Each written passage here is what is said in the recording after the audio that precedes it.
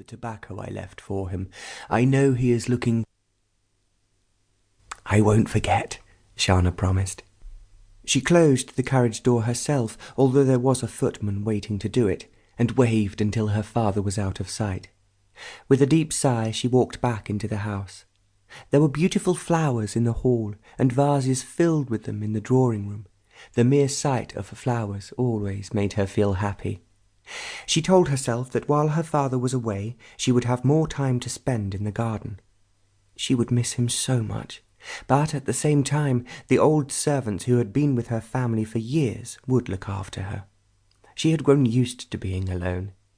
She was, in fact, quite honest when she said that she did not really enjoy being with other people. Anyone looking at her would have thought it was an extraordinary statement from a girl who was so beautiful. Her mother had been a beauty in her time, and her father was a very handsome man. It was therefore not surprising that Shana had inherited much of their looks. Perhaps fate had added the rest. Her hair was her most unusual feature. Although it was very fair, there were touches of gold which shone in the sunshine, sometimes in a way that was almost blinding for those looking at her. Her eyes should have been blue, but instead they were the green and gold of a spring which ran through the gardens and into the small lake at the far end by the wall. She had a small heart-shaped face. There was something about Shana which made her stand out, not only from other girls of her age, but also from women who were much older. She loved reading and could play the piano extremely well. She enjoyed, above all, the discourse and arguments she had with her father.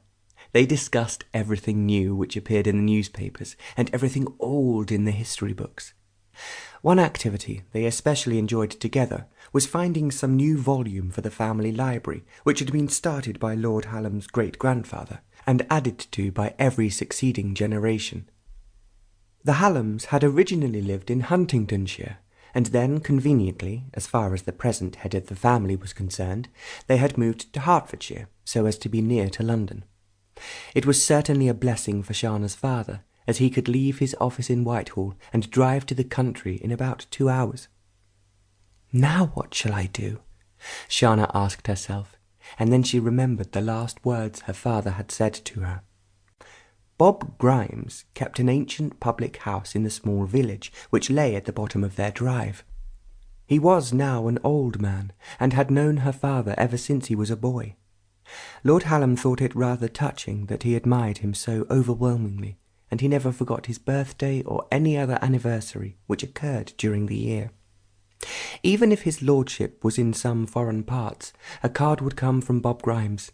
His name would be scrawled rather untidily at the bottom of it, as he could not write very well. When he took over the public house called the Rose and Crown, it had been his wife who had managed everything for him, and she had made it very much more attractive to casual visitors than it had ever been. It was possible, thanks to Mrs. Grimes, for customers to partake of the luncheon or supper at the Rose and Crown, and when there was a wedding in the village, there was nowhere else where the reception could be held.